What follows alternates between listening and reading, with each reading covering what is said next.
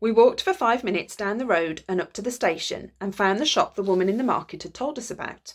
It was much smaller than the big supermarket with Frank, the horrible floor manager, in it, but it was bright with lots of coloured lights and bowls of fruit and vegetables outside. It had everything you could think of: peaches and plums, mangoes and bananas, kiwis, pears, yellow apples, red apples, pink apples, and even a spiky pink and green fruit that I had never seen before. But we couldn't see any pomegranates, so we went inside and Mum asked the man standing behind the counter. "Ah," nodded the man, scratching the tip of his nose. "Pomegranate. I'll see for you." And talking out loud to himself, he hurried to a corner of the shop and looked through some boxes. "Much regret," he called out. "No more," holding up an empty box. "But we have a delivery on Tuesday." The man came back and looked at us. He had a large white beard, a moustache that was curly at the ends, and was wearing a bright red turban. I liked him because his eyebrows were like hairy caterpillars, and they jumped up and down a lot when he spoke. "Oh well," said Mum, "we tried at least." The man looked at me. I think he must have noticed that I was looking sad, because he said, "Is it for little one?" I looked up and nodded. "And for my friend," I said. "He's new in class and misses home, and that's what he used to have." "I see," he said. Then he frowned as if he'd just thought of something and suddenly pointed his finger to the ceiling and cried out, "Aha!" He ran to a small door at the back of the shop and disappeared. Mum and I looked at each other in surprise. "He's funny," I said. "I like him." "He does seem lovely," agreed Mum. After a few seconds the man came back, but instead of returning to the counter, he came and stood in front of us. "They are not perfect, but we'll be okay," he said. And whipping his hands out from behind his back, he held up 2 little pink balls that each had a crown on top.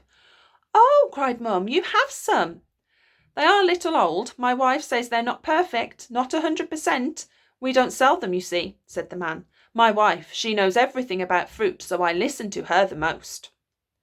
"They're perfect enough for us," laughed Mum. "Aren't they, darling?" I nodded as the man gently handed them to me.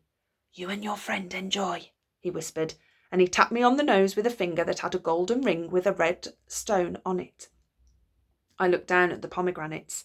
They were the size of grapefruits and had a hard peachy pink and brown skin that was as smooth and as shiny as polished glass.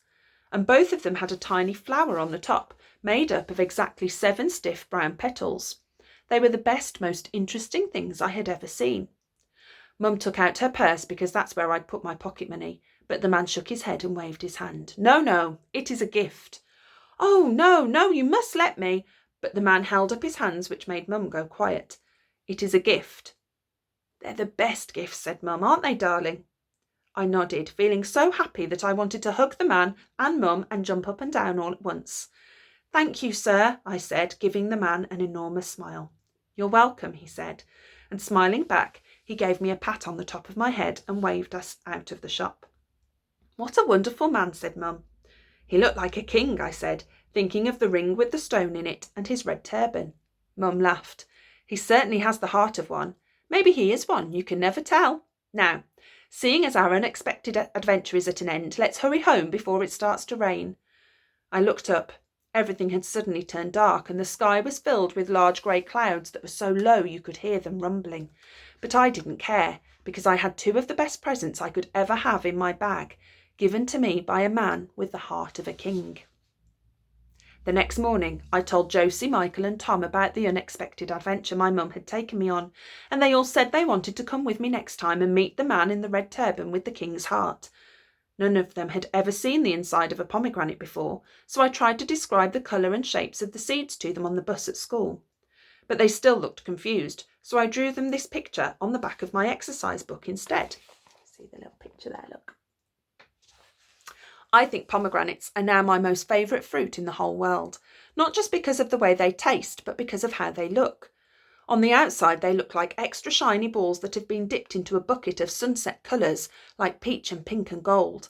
But the inside's even cooler, because when you pull one open, it's like finding 1,000,000 sparkling red rubies all squashed together inside a round suitcase bursting to get out.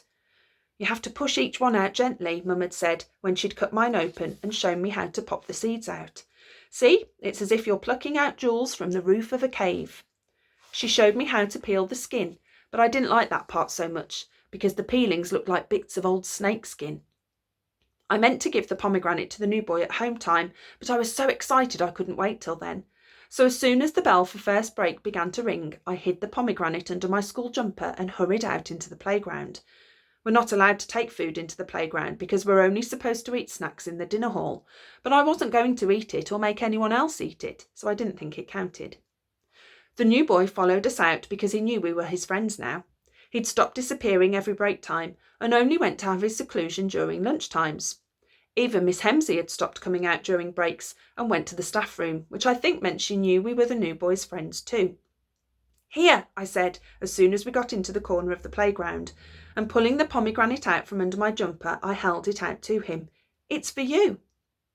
Josie and Michael looked at each other and Tom looked at me as we all waited for the new boy to say something, but he just stared and stared.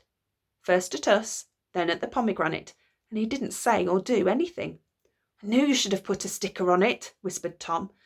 And then slowly the new boy reached out and took the pomegranate in his hands. "Home," he said quietly, his lion eyes getting big. "I have home." "Yes," I said, "you're home in Syria. I've seen it on a map. You know, map." The new boy fell quiet, and then, for the first time since we'd met him, he smiled. Not a small smile, or a side smile, or even a half smile, but a real proper smile that went from one cheek to the other and made his eyes smile too. He opened his mouth to say something when suddenly Brendan the bully pushed past us. "Gimme that," he said, and he snatched the pomegranate from Ahmet's hands. "Give that back," I shouted, feeling scared and angry all at once. "Make me," sneered Brendan the bully. I don't know why, but sometimes when someone you don't like looks at you right in the eyes, they suddenly seem to grow taller, and you suddenly seem to grow shorter, even when really you're both the same size. Usually it's only a few seconds and then you go back to your normal height again, but sometimes it goes on for so long you wonder if you'll ever get back to the height you used to be. This was one of those times. When Brendan the bully turned to look at me, he stared into my eyes so hard and long that he seemed to grow by at least 2 more inches. But I was feeling so hot and angry I could feel my ears going red, and I didn't care. I took a step forward and tried to grab the pomegranate back. "Go on, try again," laughed Brendan the bully, as he whipped it away and held it high above his head. I could feel my face getting redder and redder and my legs getting shorter and shorter as I tried to jump and snatch it back from him.